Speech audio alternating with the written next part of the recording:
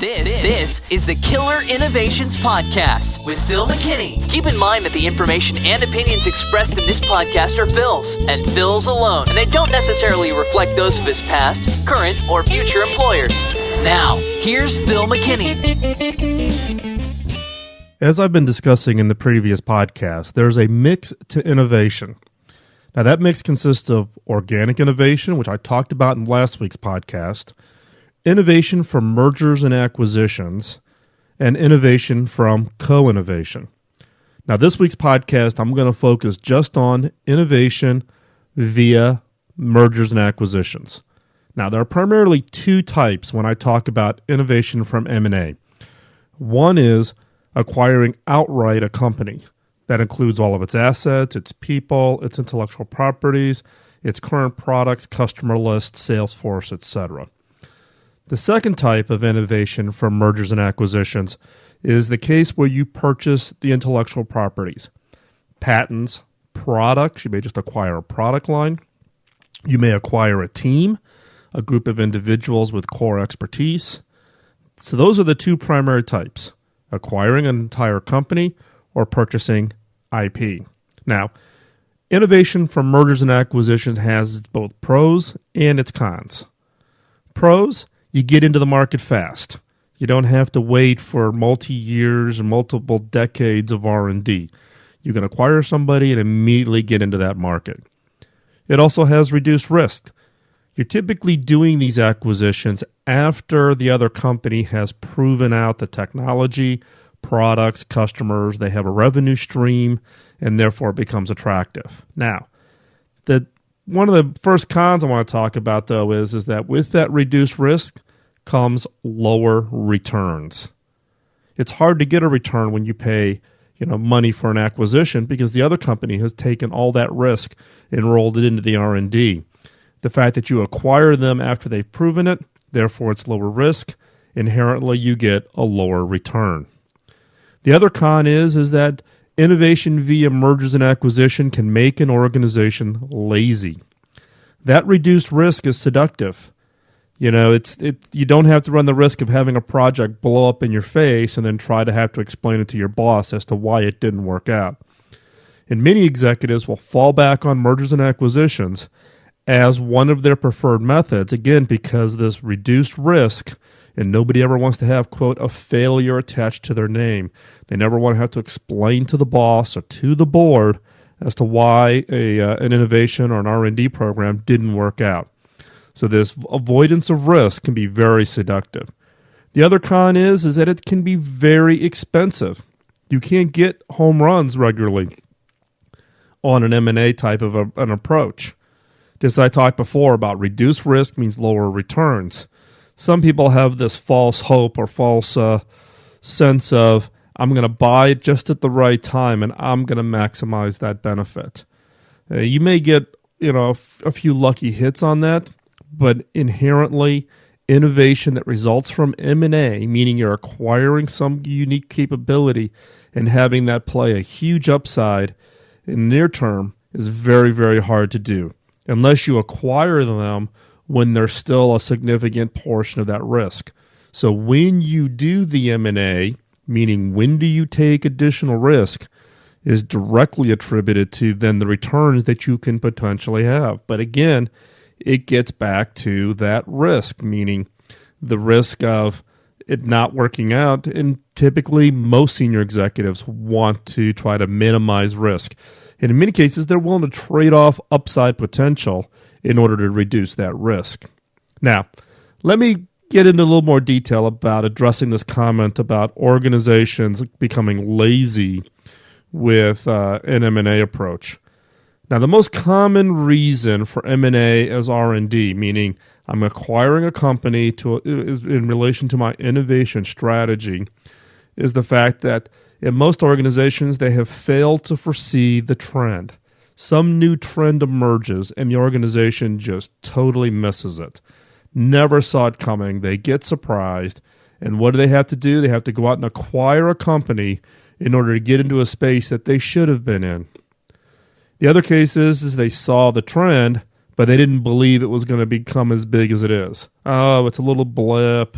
These little companies are off thinking about it. And the third is they saw the trend, but were totally unwilling to invest because of, quote, the risk problem. Yes, we could have invested 5 years ahead of time. And in many cases, when you look back 5 years, that R&D cost could be upwards of 1/10 the cost of doing the acquisition today. But it was this view of the risk associated with that. So these are three of the more common excuses that I get from senior executives when I kind of poke on them pretty hard as to their M&A strategy with regards to R&D. You go back and you look at maybe the last set of acquisitions that they've done. Why did they do it? Why didn't they drive an organic R&D program? Did it make sense to do an organic R&D program? And what were how'd they miss the ball? How did they miss that this new area was going to emerge that drove an M&A strategy? So again, they failed to foresee the trend, meaning they totally get blindsided. And that happens to everybody. You can't be perfect hitting it out of the park every time. Second, they saw the trend, but they didn't believe it was going to happen. Or third, they saw the trend, but they were unwilling to invest because of the risk associated with it. Now, M&A does work if it's proactive and part of your innovation strategy. Are you acquiring competitors to secure some kind of a key position? So are there 5 competitors in the space, and by acquiring a key competitor and coming together, you carve out a segment of that market with patents and customer base and sales force and reach and brand that would make other competitors hard to come after you? That is one strategy to drive your innovation through acquisition and finding those complementary companies that combined with yours give you added strength. The other is you acquire to gain a position in an adjacency where you have no skill, you have no experience, or you have no capability. It's an adjacency that you can see your organization eventually getting into, but you don't have the core capabilities today. You don't have the people skills. And so therefore the acquisition is not only to acquire the innovation pipeline from this new organization, but you're building up a skill, capability, and a position in a logical adjacency that you want to get into or you should be into today.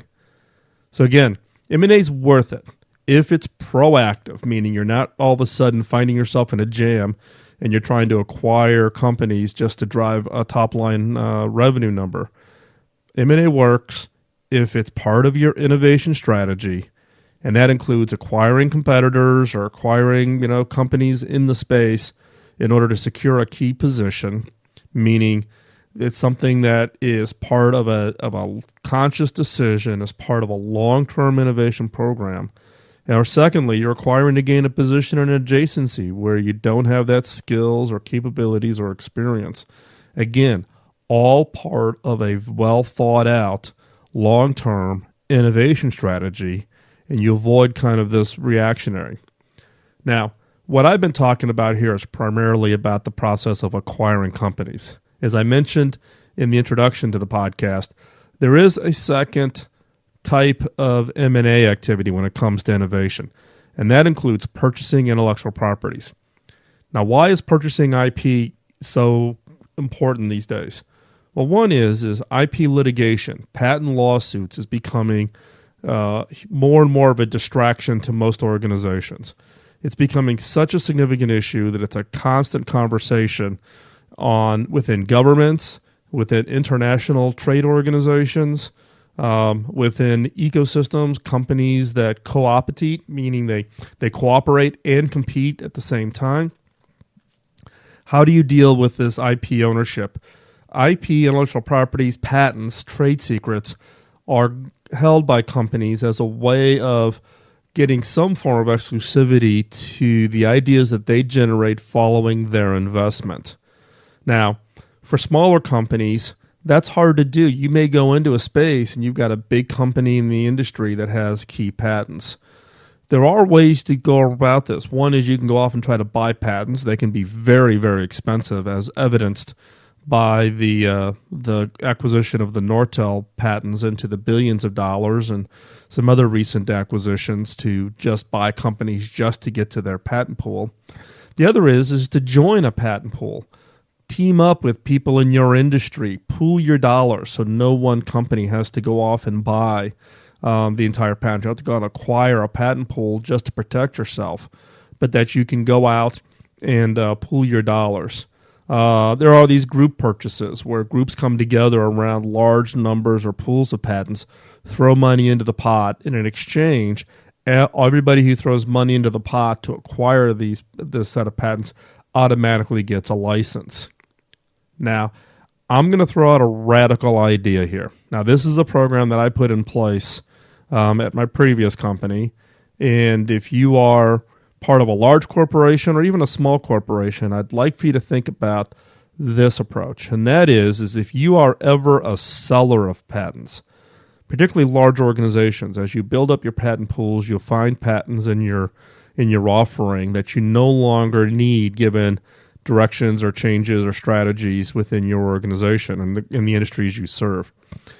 And it makes a lot of sense to sell those patents to others who are operating in that space, particularly given the cost of the maintenance fees affiliated with patents. However, what I would ask for you to at least think about is that if you are a seller of patents to others, write it into your agreement that prevents the purchaser from using your patents in proactive litigation. Allow the patents to only be used in defense. Why do people acquire patents? One is they want to exert them so they have some form of control, right? But that's fine for their own R&D. If they're acquiring your patents, in many cases, they're acquiring patents in order to create a defense. Either they've already been sued or they have fear of being sued.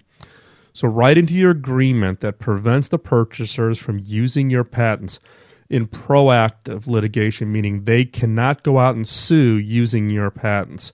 They can only use it in defense. Why is this important, and why should this become the standard in the industry? Because it immediately makes your patents unattractive to patent trolls. Patent trolls are typically law firms or individual organizations whose sole purpose is to buy patents and sue. They don't produce anything. In many cases, they're not even the original inventor of the idea, right? And these patent trolls are taking advantage of the laws and the structures and the way the patent system works to literally take money out of the innovation value within industries. So again, I put this in place. I would encourage you to think about putting this in place. Prevent purchasers from using your patents in proactive litigation. They can only use them as defense. Now, it does make it unattractive to trolls, but they are still highly valuable to others in the industry, right? You may not get as much because the trolls will bid your patents way, way up, and that can be an issue with your shareholders and your board and perception. But we need to come up with a radical approach to addressing the patent lawsuit challenges that are happening in the organization. The other is PCLs, patent cross licenses. Particularly large companies don't want to get into the business of suing each other. It's just not productive, and the only people that win are the attorneys. So you'll find that most large organizations pre-negotiate a patent cross license. I automatically get a license to all of your patents. You get a license automatically to all of my patents. We sign the agreement. It has some term, 2, 5, 10 years out. And therefore, then, that takes the whole risk of litigation off the table between those two organizations. And it also changes the conversation when we get into wanting to co-innovate. And I'll talk about that in an upcoming podcast. Having a patent cross license in place opens the door to a level of conversation because you no longer now have to get into who owns the patents. Oh my God, I've revealed something to you. Given that you automatically have a PCL in place, it changes the level of the conversation. So, innovation from M&A needs to be part of your risk, but only if it's done right. Done wrong, M&A can become the model, and therefore you actually de-emphasize the other types of the mix, meaning organic or co-innovation. If you do that, if you only do innovation by M&A, meaning you de-emphasize doing your internal R&D and not doing and avoiding doing co-innovation types of activities, what happens is those other parts of the mix are reduced and capability will be lost. Your R&D teams will not stay in place if you don't use them. Co-innovation, innovating with partners. If you don't find ways to do interesting innovation with your partners, the partners will go someplace else. They'll go to your competitors. So again, innovation from M&A, if it's done wrong, the challenge being then is that you actually destroy your overall innovation capabilities within your organization, and your returns become very, very poor because you're dependent on getting a return from a very high cost approach to innovating your business. Innovation from M&A, if it's done right, needs to be part of a core innovation strategy. You need an innovation strategy well understood and committed to from all the way up through your senior executives and your board members. If you don't have an innovation strategy, that should be step one before you even think about how do you play this innovation mix. Innovation from M&A done right also fills key areas that you strategically know are important. You've done the trade-off analysis as to what part of the mix you want to do this in. Do you want to do an organic? Nope, this one's an M&A, or this one's a co-innovation. You know that. Everybody's agreed to it, and then you begin the process of identifying the candidates. Now, it is lower risk, and you get a lower return, but it allows for you to be part of that strategic discussion as part of your innovation strategy, and therefore can become part of the mix of offsetting risks against high-risk innovations that you've identified as key being strategic to your group. So hopefully this gives you a good understanding of how I think about innovation via M&A. I'm sure you've had your own experience within your own organization. Some organizations, particularly over the last 5 years, have just gone crazy with doing all kinds of M&A at the risk or the expense of their innovation programs. And I've had lots of discussions with both CEOs and innovation leaders within top organizations. It needs to be a key part of the mix. It can't be the only part of the mix. So keep that in mind. Thanks for listening to the podcast. Please send your feedback, which includes comments, questions, suggestions for future podcasts. You can do that by sending an email to feedback@philmckinney.com, or you can go over to the Phil McKinney site, philmckinney.com, click on the Connect tab, and you'll get a bunch of options on different ways that you can provide feedback or ask questions. With the book being released, a number of listeners have asked about me doing speeches at their events or organizations or companies. Yes, I am booking speeches and appearances in relation to now with the book being out. Please, if you have interest, send me an email to events, events, @philmckinney.com, or you can go over to the philmckinney.com site, click on the Connect contact tab, and just drop me a note, and I'll have the team take a look at it. So if you've got an upcoming event or an organization that you think would be interested in the topic of the book, just let me know. Thanks for your support on the book, by the way. I do appreciate all the emails and comments and tweets and Facebook postings. People have been sending me photographs of the book in their local bookstore. I really do enjoy those. Please keep them coming. Also, help spread the word. I've been doing this podcast and the blog now going on 7 years. If you've been a long-time listener, you know a little bit of the background. I was the beneficiary of an early mentor, and when I asked that mentor how I could pay back all the time and energy he put into my career, he informed me that I couldn't, and the way for me to pay it back was to pay it forward. Teach what I know to others that they can be successful in their careers, and that's really the motivation between both the blog and the podcast. So this is my way of paying it forward. Now, all I ask of you is for you to pay it forward. Spread the word. Let people know about the book, the podcast, link to the site from your site. Talk about the book or talk about the podcast in the social network spaces that you frequent, and I would greatly, greatly appreciate it. Thanks again for the time out of your busy schedule. I truly do appreciate you sitting here listening and giving me feedback and connecting. And we'll talk to you real soon. Bye-bye.